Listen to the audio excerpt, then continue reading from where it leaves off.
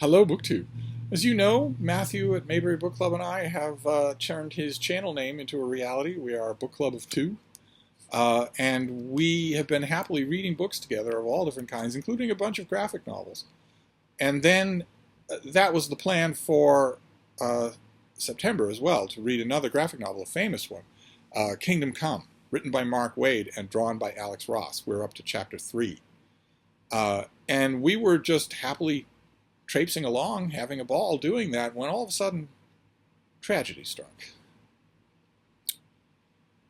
Our peaceful little club was invaded. Noah, and everyone who reads it must converse, decided to horn his way in to our read-along. And we are now a book club of 3. Naturally, I didn't like this. So, since I am a certified card-carrying sexy influencer on BookTube, I called the special helpline that YouTube gives out to sexy influencers and said, I've got a big problem here with a certain BookTube channel. A certain BookTube channel has horned his way in on an event that I was doing. And the person at the other end of the line said, oh, that's a shame. Well, we can certainly crack down on them. Care to give me the details? I said, yeah. The other person is Noah. Everyone who reads it must converse. And the person said, oh, Noah, I love his Friday Night Lives. They're so much fun. What did Noah do wrong? And I said, well, I had a book club going with another booktuber, and he horned his way in. And I was wondering if you could send some paid goons to his front door to maybe tell him to back off. And the person at the other end of the line said, oh, well, I suppose. Who are you? And I said, who am I? I'm Steve Donoghue. Oh, I see. And your channel name? What do you mean the channel name is Steve Donoghue? I've got 80 billion subscribers. You don't know who I am? They said, well, I don't have much time for watching videos. I watch Noah. I never miss him. What was the name of your channel again? So I don't think that's going to work. I think Matthew and I may be stuck with him. So I guess I'll link to his video as well on Kingdom Come. The story here involves a dystopian future. This is a what-if story, an Elseworlds story, in which the fabled heroes of DC Comics, Superman, Batman, Wonder Woman, The Flash, Hawkman, Green Lantern, have retired from the world. They aren't dead. They aren't gone. They've retired from fighting crime and keeping order. And a very destructive, superpowered next generation has risen up in their place. It doesn't really care about protecting innocent people, doesn't really care about right and wrong, and does a huge amount of property damage.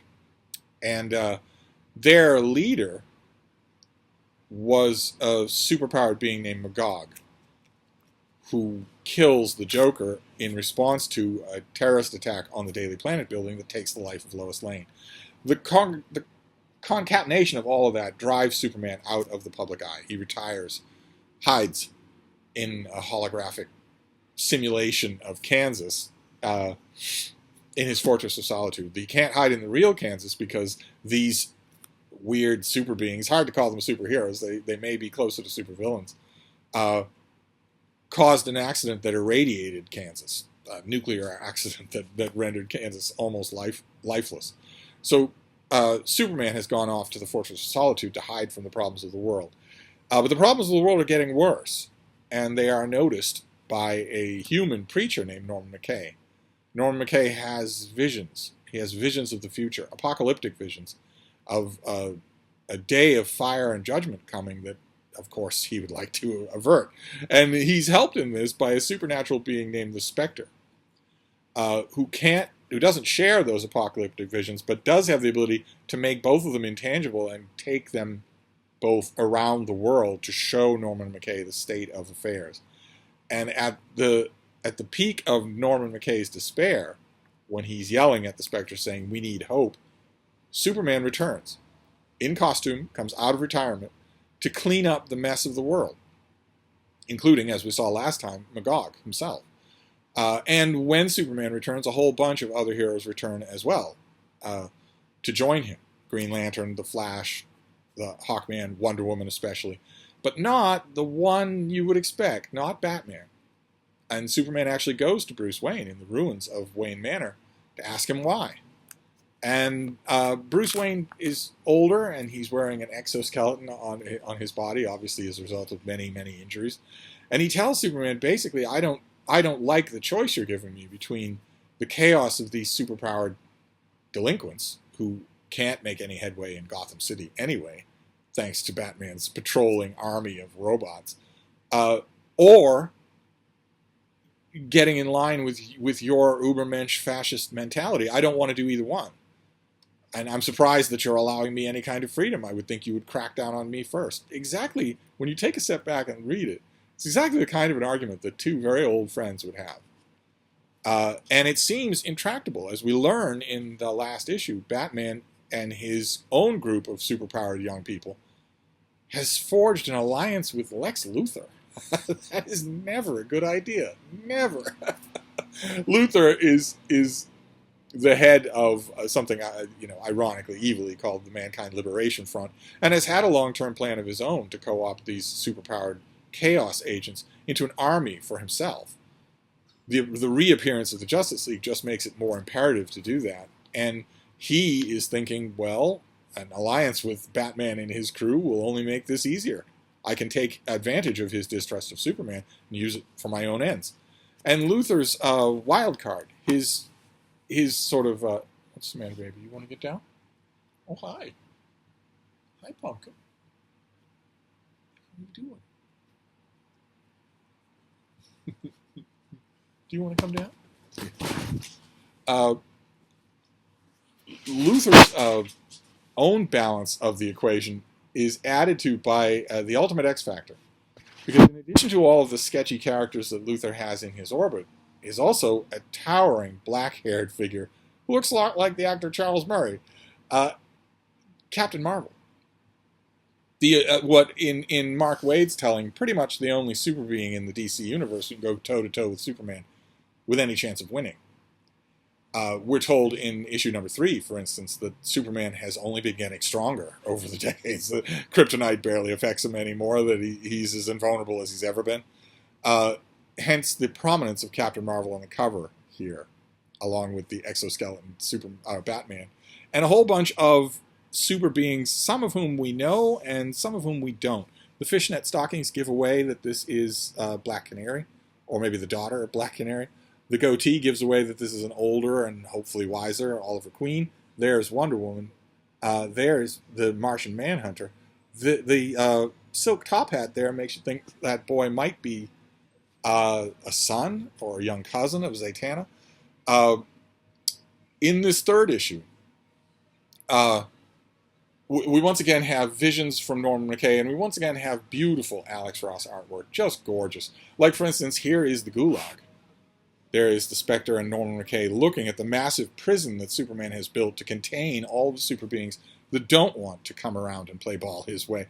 Look at the decision that Ross makes. The ground is irradiated and lifeless. The Gulag is intentionally not beautiful. It's an ugly, menacing type building.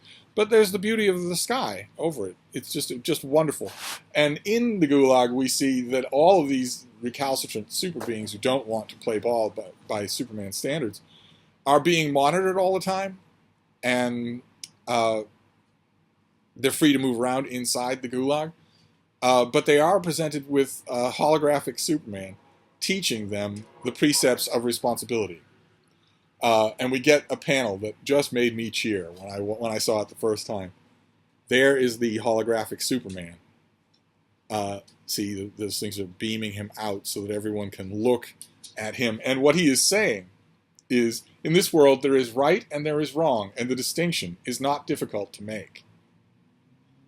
And I cheered when I read that the first time back when these came out, because that is a quote from a Superman novel by Elliot Magan. The Last Son of Krypton is a Superman novel that doesn't bear a whole lot in common with the movie that it came out in conjunction with, but it is a terrific, terrific Elliot Magan novel. And that line is repeated throughout the book, that there is a right and a wrong in the world, and the distinction is not difficult to make.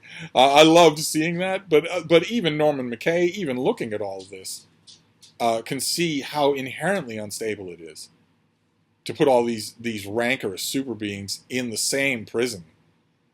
It's just awful. Just an awful idea. and worries about it. The Spectre can't do anything about it. But we get to we get another scene with Lex Luthor's minions being terrified of this figure. A shark among prawn is what he's referred to. A shark trawling for prawn. They're terrified that Captain Marvel is somehow enthralled to Lex Luthor. All that power under the control of the most evil person in the world. And the Spectre takes Norman McKay to this gigantic shining Justice League satellite above the Earth, where all of Superman's forces have gathered. But it turns out that this Flash, who is Wally West, is so fast that he vibrates on many, many different reality planes, and he's able to sense Norman McKay and yank him into our reality, where the heroes ask him for an explanation. They demand an explanation for what he's doing there. And he says that he's been having horrible visions. Look at this panel. Look at how stern they all are. There's Superman, and there you get all these. This upper tier has a whole bunch of characters that you can sort of recognize. Green Lantern, fans will know Bullet Man and Bullet Girl. These two look like Captain Marvel Jr. and Mary Marvel, only slightly older. But those are Easter eggs for comic book fans. There are so many of those scattered throughout here. So many of them.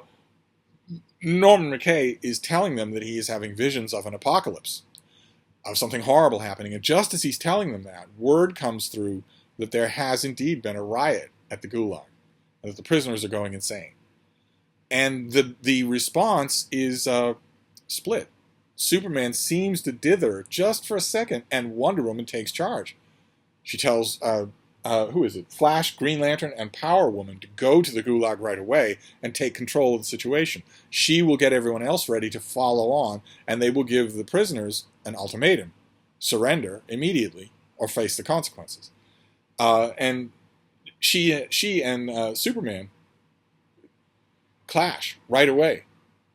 Superman says, when she says take control of the Gulag, he says through peaceful means, and she interrupts him and says by whatever means necessary. And they argue. She tells him, I saw a crisis. I reacted in a confident and unqualified manner. The others need to see that sort of authority from someone.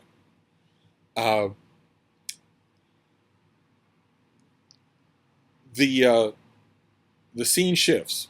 So that is Mark Waid's way of building up tension.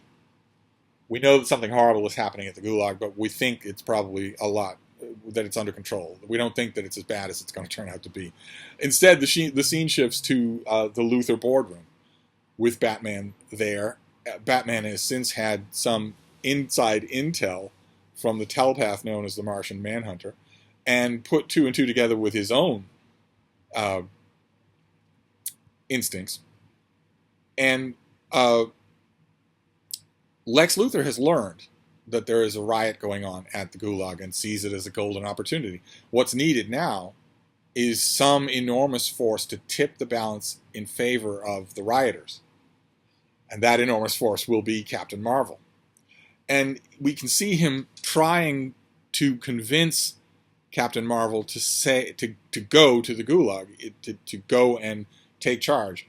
And the scene is interrupted by Batman, who clocks Captain Marvel, something he ought not to be able to do, lands him on the floor and says, "Hello, Billy."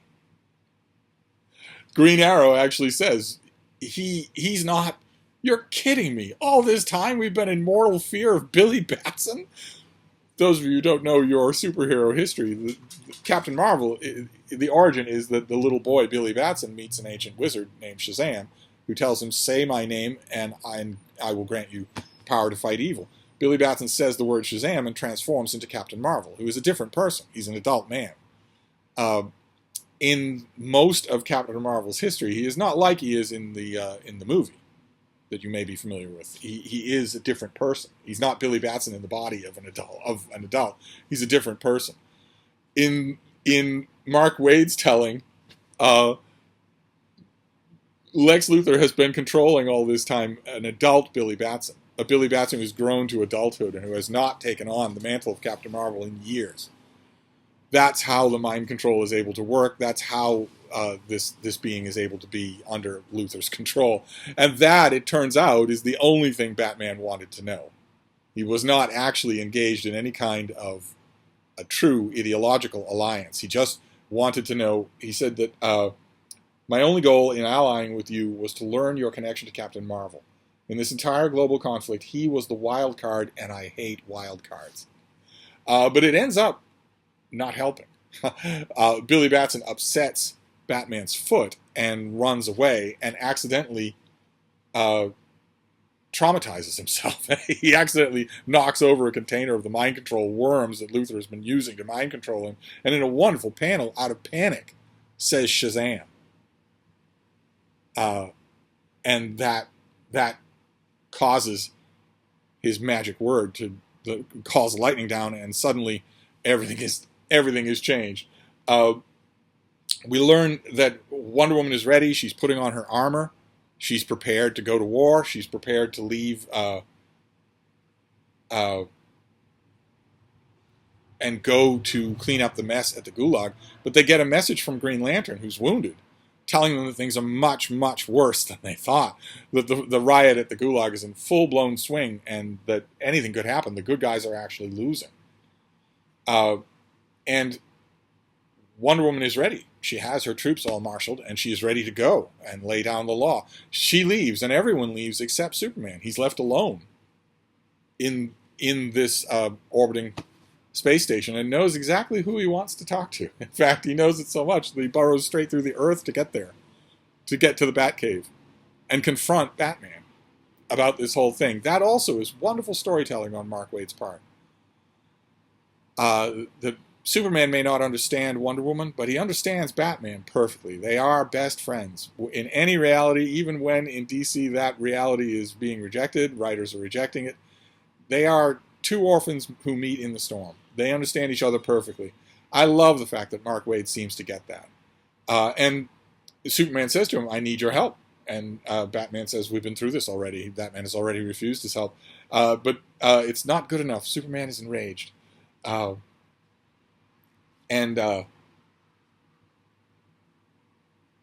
We split the scene here. I want you to notice that Mark Waid and Alex Ross are now switching scenes faster back and forth to increase the tension. But the main tension of this issue, the best part of it for me, is the argument between Superman and Batman. Older and wiser Superman and Batman. Where Superman says, the deliberate taking of human, even superhuman life goes against every belief I have, and that you have.